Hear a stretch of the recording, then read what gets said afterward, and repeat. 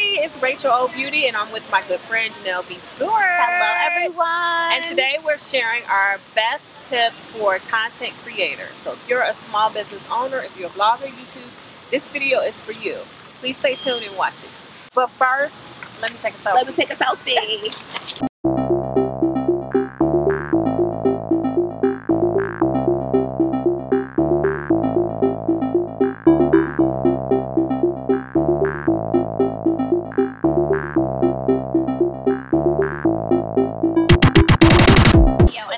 Tell you a little bit about our scenery. We are in DC, and behind us we have a lovely waterfall, and in front of us is the White House. So Barack and Michelle, hey y'all, we kicking it with them right now.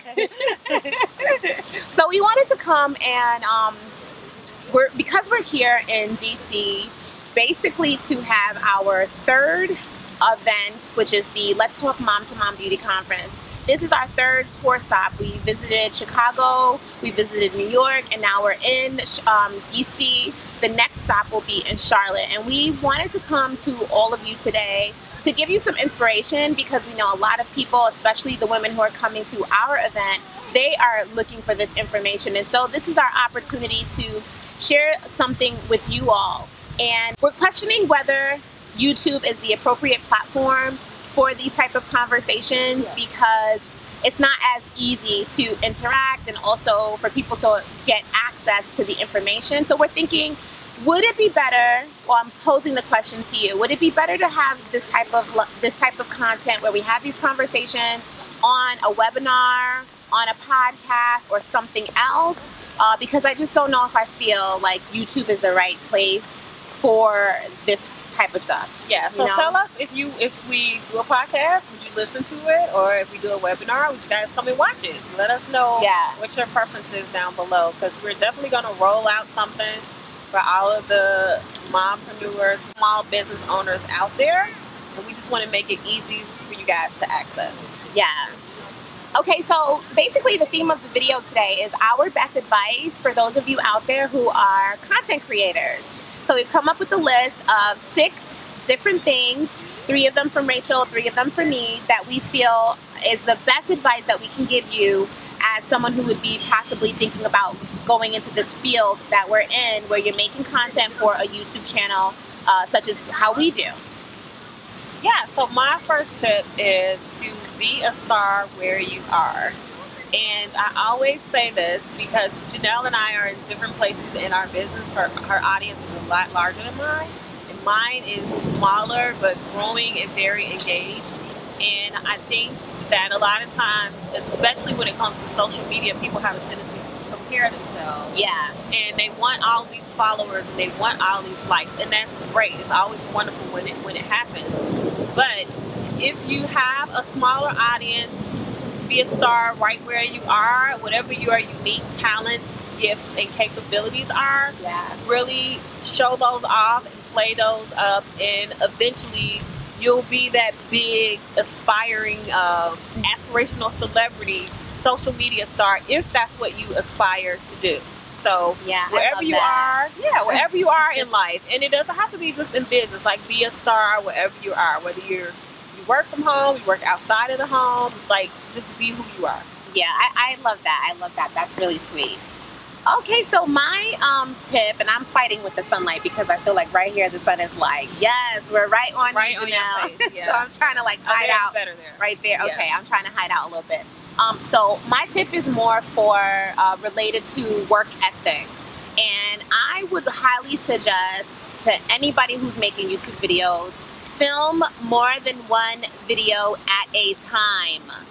It just takes too much work to get prepped for your video, from getting your makeup done and doing your hair, to your setup and your you know, if you have some type of staging in the background that you do, you may have to clean your area up or whatever.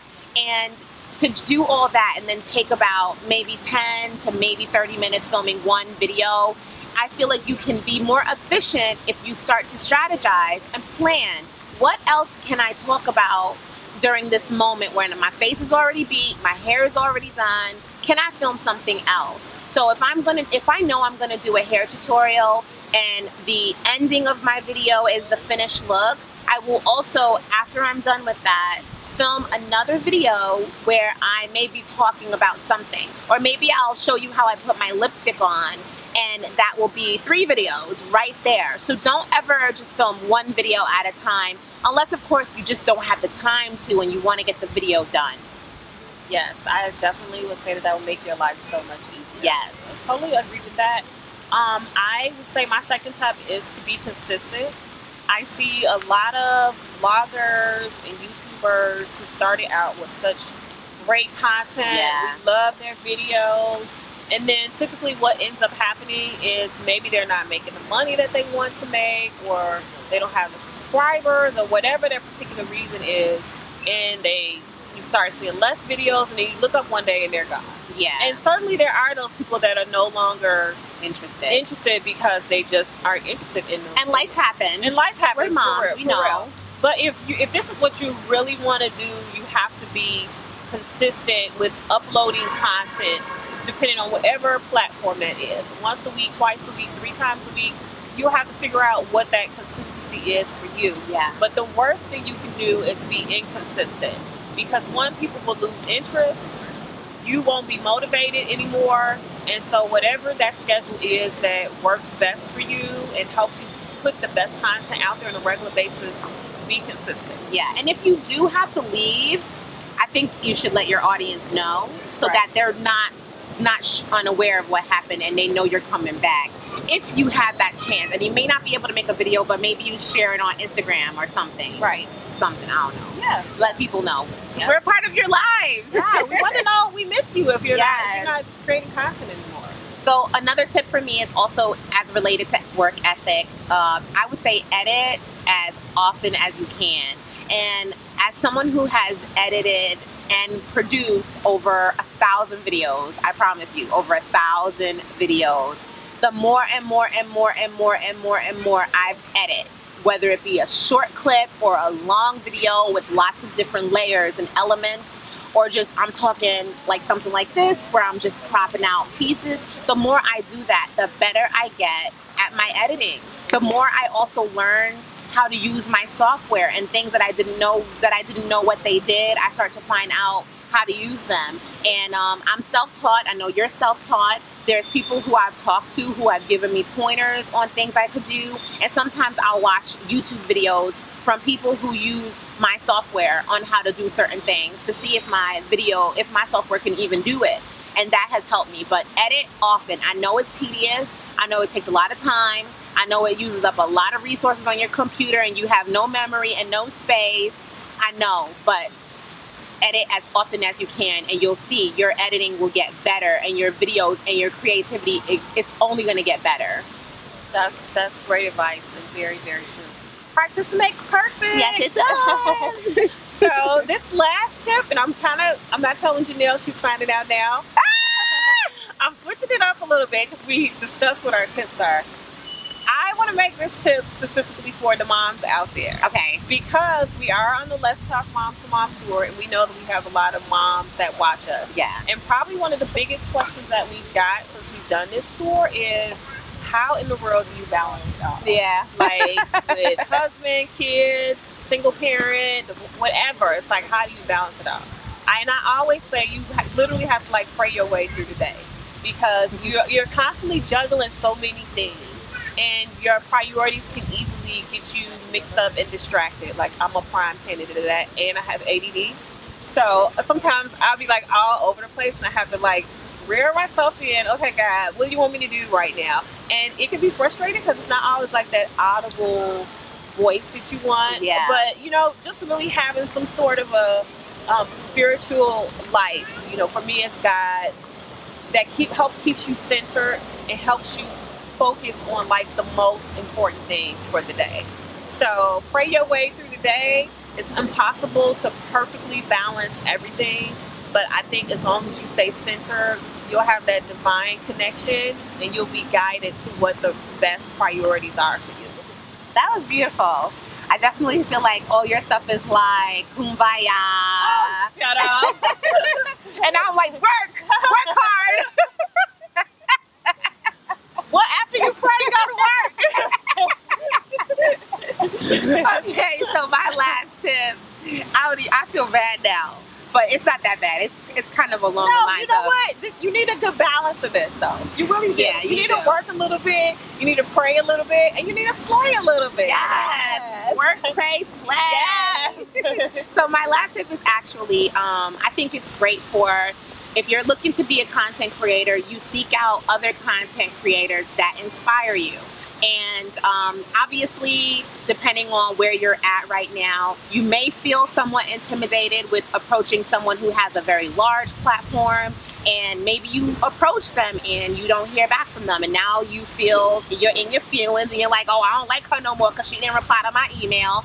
I'm not saying to do that, but what I'm saying is maybe there's people who are either in the same area around your level and greater, like myself, whom you should reach out to that inspire you, because you never know who's going to be able to support you and bring you on as a mentor. And I myself have done that for a lot of people, where they'll ask me questions and they'll pick my brain, and I am forthcoming. I share all of that information. I have no secrets to hide, because this is not only for me. And when I leave here, I want to be known for what I did. Which and for you definitely will. Thank you. Yes. And for who I help. Like, that's what I want to, that's who I want to be, but I know the value in sharing information with people and asking questions for people and just getting some support. And that's what I would highly recommend that you do, because there's things that you just won't know. I remember, you might think it's crazy, you might know about this, but I remember when you were telling me about the marble contact paper. I will never forget that.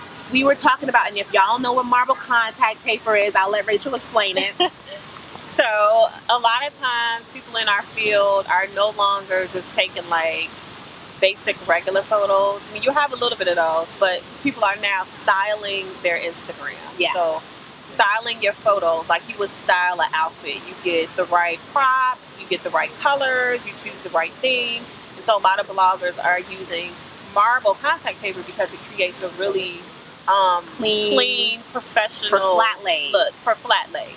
And you know, you can still take your photos on, you know, the grass or on wood floor or whatever, but the marble contact paper, like you said, it steps it up a notch, it styles it. And I had no idea of this concept, although I had seen it. But if I was not talking to Rachel, in my mind, everybody has a marble countertop somewhere. Like, that's what I'm thinking. Like, okay, well, we ain't gonna take those kind of pictures because we don't have marble here. Right. But right. to come to find out that it's a couple dollars at your craft store or the hardware store, and to put that on top of a board and to create this beautiful background for my images of my products, like, and it was very inexpensive. And this is the type of stuff Rachel and I want to talk to you about and show you how to do and discuss it. And like I said, I don't necessarily feel, from my perspective, that this is the right place for that stuff, which is why I'm leaning more towards like a webinar or something. Yes. So we're hoping that you will give us your feedback about the advice that we've given you today, as well as what would be the best place for this type of stuff to exist, because we want to be able to bring this all to you out all in 2017, because we feel like it would be valuable as we've learned from this tour. Yes, so place your vote. You always place your vote, not only just for this webinar, but for videos and people you like, by subscribing, liking, and sharing this video. Yeah. If we see a lot of engagement, then that's how we know this is what the people want. So Yeah. place your vote by liking this video and by commenting down below. Thank you everybody so much for watching today's video. If you are in the Charlotte area, we want to see you. Check below for all the ticket information. And don't forget, place your vote so we know what you want to see next from us. See you soon.